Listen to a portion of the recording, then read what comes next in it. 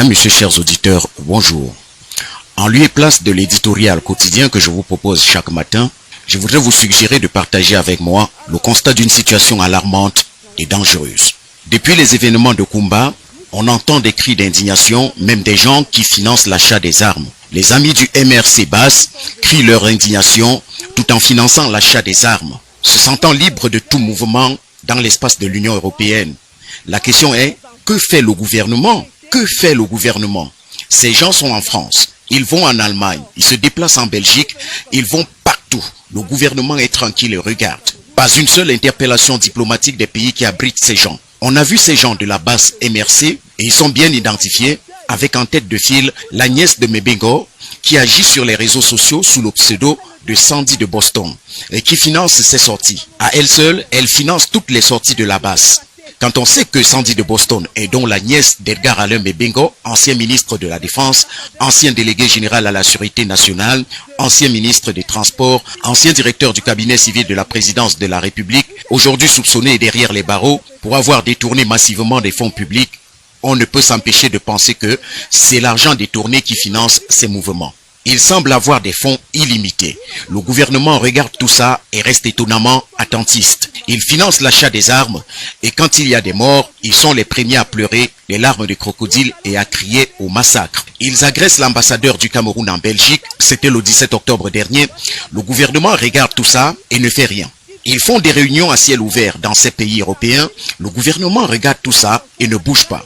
Il lève des fonds pour des achats d'armes dans des réunions même pas secrètes. Le gouvernement regarde et ne bouge pas. On a l'impression que tout le monde s'accorde à laisser faire. Dans ce cas, ok, on a compris. Il s'agit d'une complicité générale passive qui vise à mettre le pays à feu et à sang sous l'égide de la base MRC et les tentacules des autres groupuscules de personnes emprisonnées par le système comme la nièce d'Edgar Alain Mebengo. Ce dernier le sait très bien, mais jamais il n'a fait une sortie pour se désolidariser de sa nièce qui le 17 octobre dernier a pissé dans une bouteille et versé sur l'ambassadeur du Cameroun en Belgique. Ok, bon, continuons à laisser faire. C'est le crépuscule et tout le monde semble quitter le bateau en catimini. Cette complicité passive est assez illustrative. Sinon, pourquoi le gouvernement ne réagit-il pas? C'est vraiment désarmant. Cette femme que je vous invite à présent à écouter, elle s'appelle Céline Mengue. Elle vit en France dans la ville de Toulouse. Et ce coup de gueule, plus qu'un constat, est une alerte rouge. Un coup de gueule de 35 minutes dont je vous propose un extrait de 5 minutes seulement. On écoutera l'intégralité dans notre talk show quotidien, Le Grand Direct. Vous avez bien regardé cette vidéo parce que moi je viens de la voir, je viens de voir cette vidéo. Et ce qui se passe là est inadmissible. On n'arrête pas de parler. Quand on parle, c'est nous qui sommes menacés. Moi je voudrais comprendre. J'ai envie de comprendre ce qui se passe. Que les gens comme Sandy de Boston, qui est très active dans tout le désordre qui se passe en Europe et qui a des répercussions au Cameroun. C'est elle qui organise souvent les litchis. Les gens qui financent l'achat des armes, qui financent cette guerre que nous connaissons, au Nozo, elle a le courage d'aller agresser un ambassadeur et avec ses copines, elle a le courage de l'agresser, de parler de ces assassinats. Voilà, vous avez vu ce qui est arrivé à cet ambassadeur parce que moi j'ai suivi, j'ai regardé la vidéo, c'était tellement long, c'était un calvaire sur une rue qui était complètement déserte. Il n'y avait que l'ambassadeur et ces gens-là. Je ne comprends pas, je n'arrive pas à comprendre comment cette personne, elle arrive à semer le désordre partout en Europe alors qu'elle est libre de tout mouvement. Tout récemment, c'était l'ambassade du Cameroun à Paris qu'elle était en train de... Elle avait promis de brûler l'ambassade, de mettre le feu. Elle est venue s'enchaîner à l'ambassade.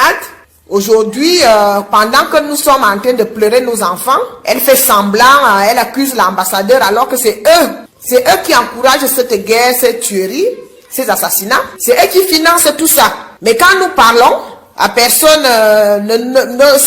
nos comptes sont bloqués, nos comptes sont signalés, mais eux, tout ce qu'ils font de mal, ils sont libres de tout mouvement. Et c'est quoi donc?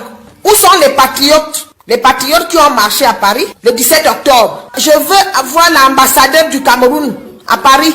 C'est lui qui avait dit qu'il n'y a que des Camerounais. Il n'y a pas de basse, il n'y a rien, il n'y a que des Camerounais. Est-ce que l'ambassadeur du Cameroun à Paris a vu ce qui est arrivé à son homologue de Belgique? Je vous avais déjà dit ça.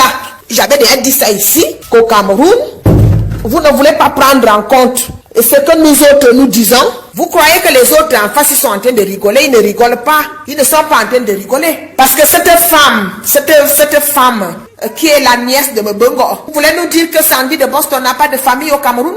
Elle n'a jamais été inquiétée. Cette femme qui est la nièce de Mbongo, et tout le monde sait ce que Mbongo a fait au Cameroun. Elle ose traiter l'ambassadeur du Cameroun en Belgique de génocidaire, de traître, de tous les noms. Elle a oublié ce qu'elle a fait au Cameroun avec son oncle Mbongo. Et pour la première fois, elle a parlé en boulot aujourd'hui. Parce que c'est toujours nous qu'on met devant. C'est toujours des gens comme ça qu'on utilise. Elle a parlé en boulot. Vous avez tué nos enfants. Qu'est-ce qui fait des litchis? Qu'est-ce qui finance l'achat des armes? Qu'est-ce qui encourage ce qui se passe au Cameroun, dans les régions du nord-ouest et du sud-ouest? J'avais déjà dit ici que vous, là-bas au Cameroun, comme vous ne voulez pas prendre au sérieux ce que nous disons, vous croyez que les autres en face, ils sont en train de rigoler? Ils sont décidés de mettre le Cameroun à feu et à sang. Ils ont décidé de vous nuire partout. Je vous ai dit ça. Quand même en Europe, en Occident, vous ne pourrez plus jamais mettre les pieds. Parce qu'ils ont décidé de vous nuire partout où vous allez passer. Parce que vous laissez faire. Vous êtes en train de laisser faire. Les gens sont en train de pleurer leurs enfants. Et Sandy de Boston profite de ça pour chercher le buzz. Pour faire ce qu'elle est en train de faire. Est-ce que Sandy de Boston, la nièce de Mbongo, peut parler des problèmes du Cameroun? Elle peut dire que l'argent du Cameroun des Bayam Salam, ça finit en Belgique. Et ce que son oncle avait volé, les milliards que Mbongo avait détournés au Cameroun, ces milliards sont où? Sandy de Boston a fait comment pour se retrouver en Europe? Elle n'a jamais été inquiétée. Elle n'a pas de famille au Cameroun, elle n'a pas de maman, elle n'a pas de mère, elle n'a pas de frère, elle n'a pas de soeur. J'appelle ici les patriotes qui sont allés montrer, qui sont allés faire le buzz à Paris le 17 octobre. Ce que vous êtes allés faire à Paris au Trocadéro, c'était quoi? Ça servait à quoi? Vous avez dit qu'il n'y a que des Camerounais en France, en Occident. Il n'y a ni basse, il n'y a ni ceci. L'ambassadeur du Cameroun a vu ce qui est arrivé à son homologue de Belgique. La même chose va lui arriver à Paris. On va lui faire la même chose. Parce qu'il est venu faire la comédie. Ce que vous avez fait au Trocadéro le 17 octobre, c'était la comédie. C'était une grosse comédie. Et voilà les conséquences. Voilà les conséquences. Vous croyez que les gens en face, ils sont en train de rigoler? Ils sont en train d'assassiner. Ils sont en train de tuer. Voici bientôt 5 ans que ça dure. Et tout cet argent, tous ces moyens viennent de l'Occident. Et vous, au Cameroun, vous savez d'où ça vient. Vous savez d'où ça vient. Vous savez ce qui se passe. Tous ces gens qui sont tapis ici en Occident et qui détruisent le Cameroun, ils ont des familles là-bas. Vous avez Interpol. Votre Interpol sert à quoi? Que Sandy Boston se prenne pour je ne sais pas trop qui. Elle vit en Angleterre. Elle est en France, elle est en Belgique, elle est partout. Ces personnes-là qui sont en train de nuire, ces personnes qui sont en train de nuire là, vous ne les connaissez pas?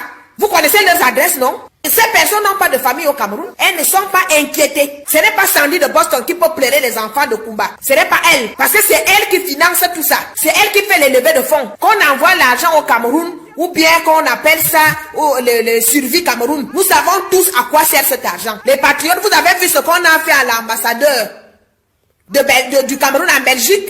Vous avez vu votre mise en scène que vous êtes allé faire? Vous voulez la paix.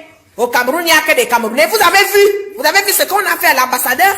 Il a été humilié. J'ai regardé ça. Une rue qu'il n'y avait personne, une rue déserte. Il pouvait même le tuer. Il pouvait le tuer. Ça veut dire que vous n'êtes plus en sécurité nulle part. Quand vous êtes là-bas au Cameroun, vous croyez que vous dites que nous sommes en train de rigoler. Vous croyez que vous serez encore tranquille. Vous êtes en train de rigoler. Vous ne voulez pas résoudre le problème là. Vous ne voulez pas résoudre ce problème de manière définitive. Parce que quand on vous demande de dissoudre le MSC, vous ne voulez pas le faire. Quand on vous demande de traquer ces bandits qui sont tapis en Occident, vous ne voulez pas le faire. Ils sont libres de tout mouvement. Ils sont libres de faire tout ce qu'ils veulent. Vous ne voulez pas prendre les mesures pour que ça s'arrête.